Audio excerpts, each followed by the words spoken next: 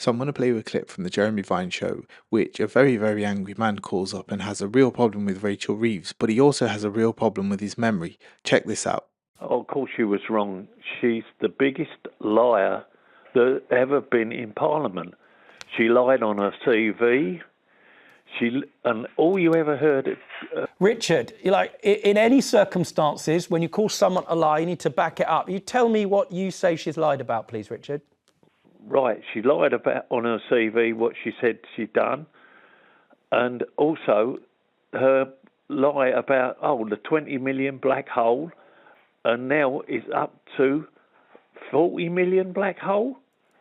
You tell me if that's telling the truth. Well, different economists have different amounts of how big the deficit is. Now, Deutsche Bank says it's about 20 billion, but what is clear is that there certainly is a hole. The question is how big that is, Richard.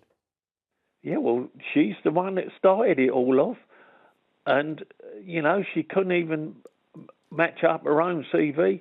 What she done, was it the Bank of England or wherever she was supposed to work? That was all lies. She's nothing more than a liar. Now, it seems to me that caller, Richard from Essex, has forgotten about this guy. Which was the greater lie? Lying to the Queen or lying to Parliament? Since neither of them were a liar, there was no lie.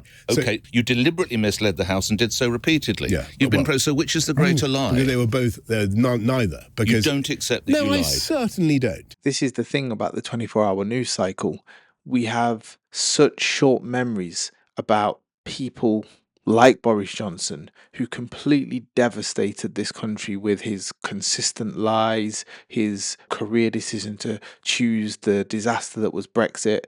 And then we start to attack people like Rachel Reeves, who, who would you bet your life on has the best interests of this country at heart out of her and Boris? And yet she still takes all the flack. That guy probably voted for Boris. He probably thinks Nigel Farage is the best thing since sliced bread.